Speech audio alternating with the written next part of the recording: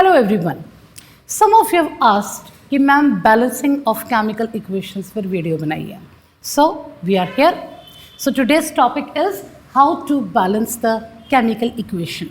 इससे पहले हम थोड़ा सा रेफरेंस लेंगे कि केमिकल इक्वेशन और केमिकल रिएक्शन में डिफरेंस क्या है. केमिकल रिएक्शन वो होता है when some changes, permanent changes occur. For example, hydrogen gas reacts with oxygen to give you water.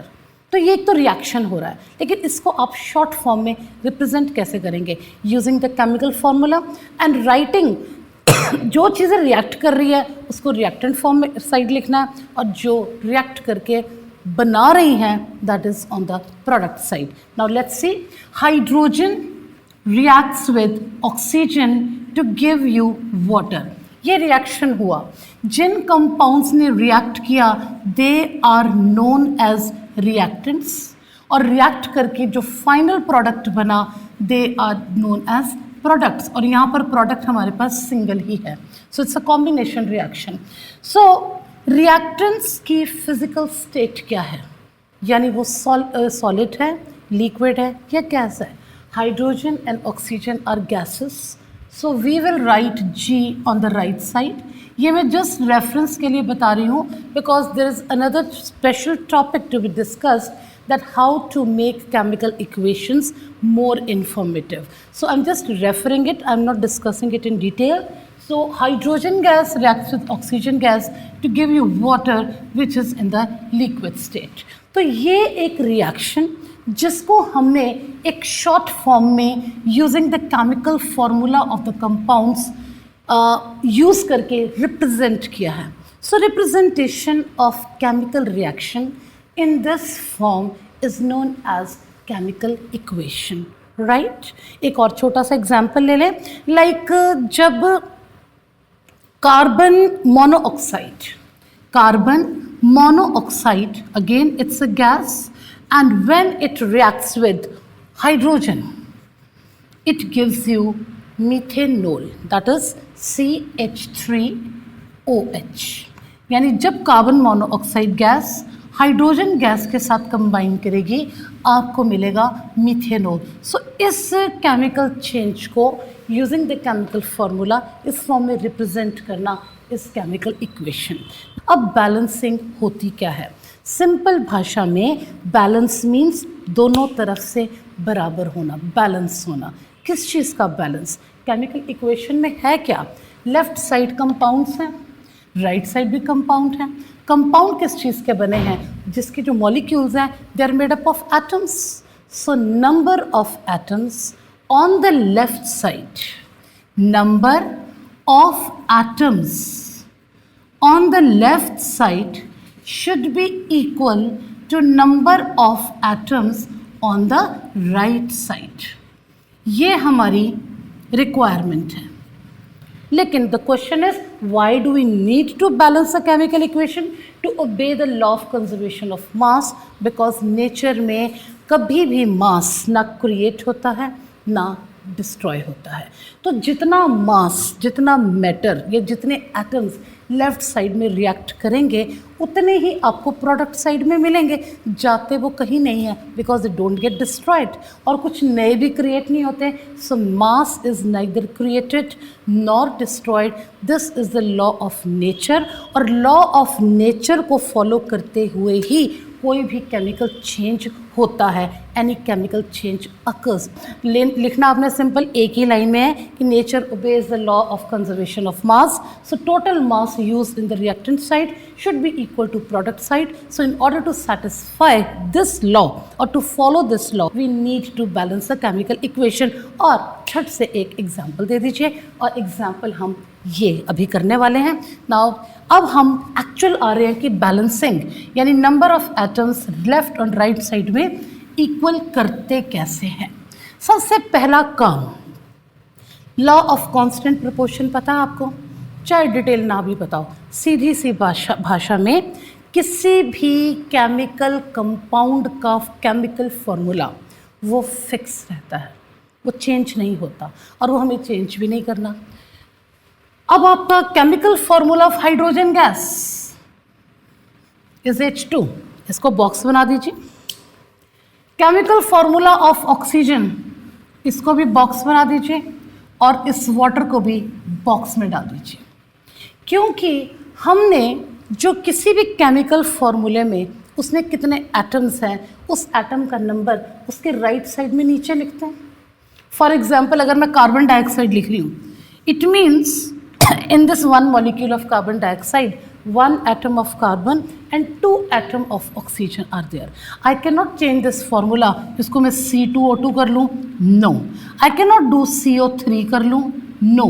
Carbon dioxide will remain CO2. तो while balancing the chemical equation, मुझे carbon dioxide या किसी भी chemical compound का formula change नहीं करना है। It means कि किसी भी एटम के राइट साइड में नीचे मुझे कोई भी नंबर नहीं डालना। If I put number here और right side, so I may tend to change the chemical formula which is not acceptable. So फिर करना क्या है? करना ये है कि आप हमेशा किसी केमिकल कंपाउंड के लेफ़्ट साइड में ही नंबर लिख सकते हो, यानी you can change the number of the molecule. For example यहाँ देखिए, सिंपल जो पहले मेथड है जो बुक्स में दिया जाता है, लेफ्ट साइड और राइट साइड। यहाँ पर कितने एटम्स हैं हमारे पास? हाइड्रोजन, ऑक्सीजन, यानी कितने टाइप के। हाइड्रोजन लेफ्ट साइड में कितने हैं? 2। राइट साइड में हाइड्रोजन कितने हैं? 2। अभी तक तो सेम है। ऑक्सीजन कितने हैं? 2। और यहाँ पर ऑक्सीजन कितना है? 1। So oxygen is imbalanced. अब मैंने क्या करना है? I need to increase the number of oxygen atom towards this side. तो यहाँ पर मैं इसको यहाँ 2 नहीं लगाऊंगी, बिकॉज अगर मैं यहाँ 2 लगा देती हूँ तो मैं वाटर का फॉर्मूला चेंज कर रही हूँ। This is I also wanted to tell you कि कभी भी किसी भी एटम के राइट साइड में आपने नंबर नहीं लगाना है। So what to do? I will write 2 over here. मुझे 2 वाटर मॉलिक्यूल्स मैंने कर दिए। अब एक वाटर मॉलिक्यूल में 1 ऑक्सीजन एटम है, 2 वाटर मॉलिक्यूल में 2 ऑक्सीजन एटम है, तो यहाँ भी मैं 2 से मल्टीप्लाई कर लूँगी। I get 2 atoms of oxygen on the side. लेकिन अब क्या हो गया? एक वाटर मॉलिक्यूल में तो 2 हाइड्रोजन एटम थे, right? Now I have got 2 water molecules on the right side. Now what, मेरे को क्या हो गया? तो 2 2s are 4. I have got 4 hydrogen atom this side. Now I have to change to this. अब मुझे क्या करना है? यहाँ पर मैं 2 से मल्टीप्लाई करूँगी। 2 2s are 4 और मुझे दोनों साइड हाइड्रोजन 4 मिल गए और दोनों साइड ऑक्सीजन 2 2 मिल गए। Now the equation is balanced. Equation is balanced. Balance करने से पहले हमें लग रहा था कि 1 molecule of hydrogen combines with 1 molecule of oxygen gas to give you 1 water molecule. No. जब आपने इसको बैलेंस कर लिया, एक्चुअली क्या हुआ? 2 hydrogen molecules combined with 1 molecule of oxygen to give you 2 molecules of water. यानी जब भी आप हाइड्रोजन और ऑक्सीजन को कंबाइन करोगे, आपको हाइड्रोजन गैस का वॉल्यूम डबल लेना पड़ेगा, ऑक्सीजन गैस का वॉल्यूम उसका हाफ लेना पड़ेगा और आपको 2 वॉल्यूम्स ऑफ वाटर मिलेंगे। This is the basic equation and this is how it is balanced. और जल्दी से हम अगली इक्वेशन देखते हैं बैलेंस करने के लिए, and that is carbon monoxide with hydrogen gas giving you methanol, जो अभी हमने लिखी थी थोड़ी देर पहले। अब हम उसको बैलेंस करेंगे। And what is it? Carbon monoxide, CO, again it's a gas. When it reacts with hydrogen gas, it gives you methanol, CH3OH. I'm not concentrating on writing the names. आप सिर्फ यहाँ पर बैलेंसिंग देखिए। तरीका वही है कि आप लिखिए लेफ्ट साइड, सारे लेफ्ट साइड में आपके एटम्स राइट साइड के इक्वल होने चाहिए, that is right side. Here we have three different types of atoms. I'll write carbon, hydrogen, oxygen. Same here, carbon, hydrogen, oxygen. Let me see, I am seeing here one carbon atom and here also carbon atom is one. Just लिखते रहिए और 2-4 equations को आप इस तरीके से लिखेंगे. After that you will be able to do it orally and mentally. आपको एग्जाम में ये सब लिखने की ज़रूरत नहीं होती है. You don't need to, it's just for learning and practicing. So hydrogen कितने हैं? 2. How many hydrogen atom? Only 1. Then oxygen 1 on, and here hydrogen here is 3 + 1 4. Then oxygen कितना है? 1. तो carbon is balanced, oxygen is balanced, unbalanced क्या है? Hydrogen atoms. तो इसको कैसे बैलेंस करेंगे? अगर मेरे पास 3 + 1 या 4 है, अगर मैं इसको 2 से मल्टीप्लाई करूं इस मॉलिक्यूल को, पहला स्टेप हमारा ये है कि इसको हम बॉक्स में डाल दें ताकि आप इसको भूलें ना कि आपने फॉर्मूला चेंज नहीं करना. एंड 2 हाइड्रोजन, अगर मैं यहाँ 2 मॉलिक्यूल मतलब इस मॉलिक्यूल को 2 से मल्टीप्लाई करती हूँ, आई गेट 2 × 2 = 4. मुझे इस साइड भी हाइड्रोजन 4 मिल गए. तो hydrogen is balanced, carbon is also balanced and oxygen is also balanced. So this is the balanced equation. ये थोड़ी सी सिंपल इक्वेशंस थी. हम थोड़ा सा अब एक और एग्जाम्पल लेते हैं जिसमें थोड़ी सी कॉम्प्लिकेशंस है. Complication means slightly level high. And that equation is when iron reacts with water. Red hot iron होता है, I'm not mentioning it, this is solid. When it reacts with red hot steam, ये भी gaseous form में है, आपको मिलता है iron 2,3 oxide which is metallic in nature. You don't go it in detail, सिर्फ हमने बैलेंसिंग के लिए ले रहे हैं. Fe3O4 and then you get hydrogen gas, right? What happens here? इसकी बैलेंसिंग करने के लिए again left side,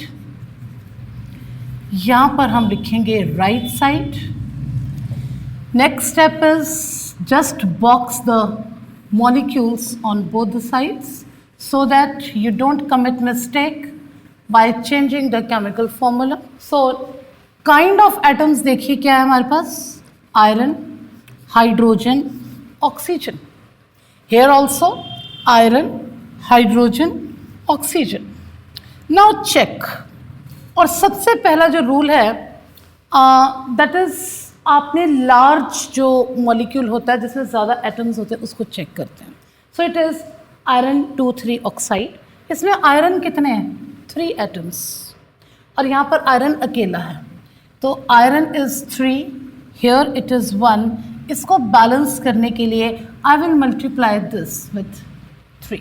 very simple, क्योंकि इसको तो आप चेंज कर नहीं सकते, आराम से यहाँ पर 3 लगा सकते हैं. It's balanced. Now next see, next check करते हैं हम हाइड्रोजन को. 2 एटम्स, यहाँ पर हाइड्रोजन इज 2. पहले देखते हैं कि है कितने.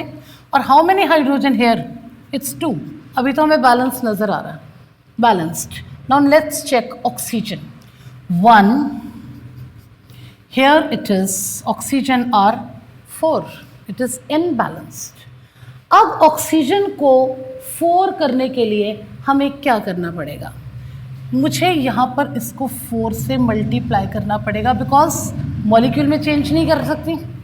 1 एटम ऑक्सीजन है, एक्चुअली इसको 4 से ही मल्टीप्लाई करना पड़ेगा और कोई चारा ही नहीं है. सो हेयर ऑक्सीजन बिकम्स 4, लेकिन यहाँ पर इम्बैलेंस क्या हो रहा है? Hydrogen. 2 4s are 8. I am getting 8 hydrogen atoms. अब यहाँ पर हाइड्रोजन को 8 करने के लिए क्या करूँगी मैं? यहाँ पर 2 से हाइड्रोजन मॉलिक्यूल को I will multiply it by 4. 2 4s are 8. तो यहाँ पर भी मेरे पास 8 एटम्स आ गए. Now let's have a quick check. Iron 3, iron 3. Clear? Hydrogen, 2 4s are 8, 2 4s are 8. 8, 8, both clear? 2 4s are 8. यहाँ पर oxygen, I'll just remove oxygen is 4, oxygen is 4. So equation is balanced. अब आपने देखा होगा कि कभी हम 2 लिख रहे हैं, फिर इसको रब कर रहे हैं, फिर ऐसे करें. Why are we doing this? इस मेथड को हिट एंड ट्रायल मेथड बोलते हैं. हिट एंड ट्रायल यानी आपको ट्राई करते रहना है, देखते रहना है. So it's a word of advice. Exam में always use a pencil before labelling, before balancing it. और आदत होनी चाहिए कि पेंसिल यूज़ करो and once you are finished with it तब आप उसको पेन से कर लीजिए, बिकॉज इट इज़ एडवाइजेबल. आपको बीच में चेंजेस करने पड़ते हैं. हिट एंड ट्रायल मेथड, और यही मेथड रहता है एग्जाम में भी. अब हम क्विकली एक और इक्वेशन करते हैं and in that equation we will not do this. It's just for the learning purpose. And next equation is थोड़ा सा कॉम्प्लिकेटेड लेते हैं. That is lead nitrate. You know the formula of lead nitrate. थोड़ा सा lead die positive, nitrate होता है आपका 1 negative. अगर आप इसको क्रिस क्रॉस करो यू गेट लेड.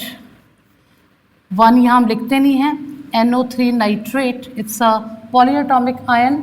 और 2 हम यहाँ पर लिखेंगे lead nitrate. Lead nitrate when it is heated, decomposed, मैं साथ साथ बताती भी जा रही हूँ how to write the formula.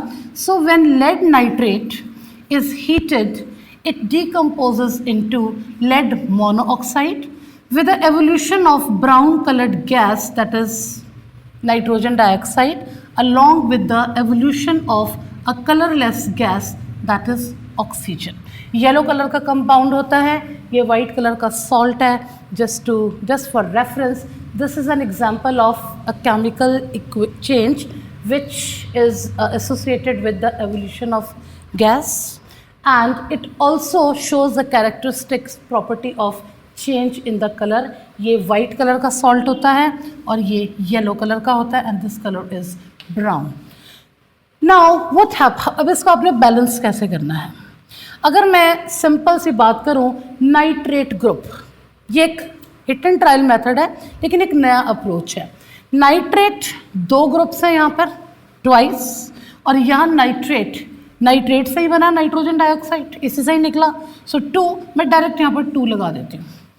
Hit and trial method, I need not to go it in detail. अब देखिए ऑक्सीजन चेक कीजिए. 2 3s are 6, 2 2s are 4, 5 6 7. यहाँ पर ऑक्सीजन 7 है, यहाँ पर ऑक्सीजन 6 है. So odd. यहाँ पर मुझे इंक्रीज करना है. हाउ विल आई इंक्रीज, क्योंकि यहाँ नाइट्रोजन को 2 मैं नहीं हटा सकती, रीजन बीइंग यहाँ नाइट्रेट 2 है. So I will try putting 2 over here. अब इससे क्या हुआ, नाइट्रेट 4 हो गए.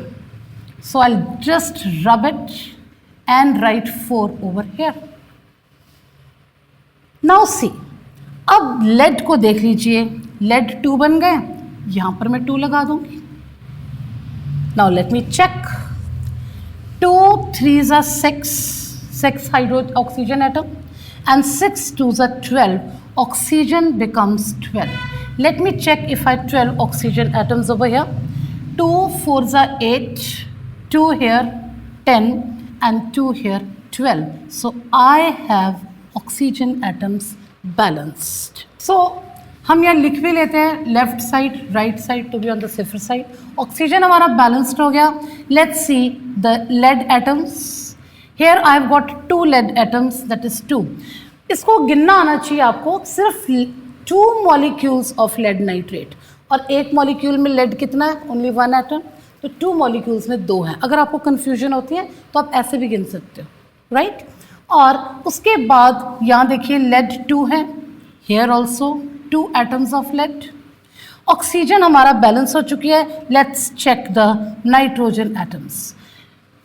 अगर आप again to remove the confusion, 1 molecule of lead nitrate, we have got 2 nitrogen atoms. Now 2 molecules of lead nitrate, we have got 4 nitrogen atoms. Is it clear? Now check here.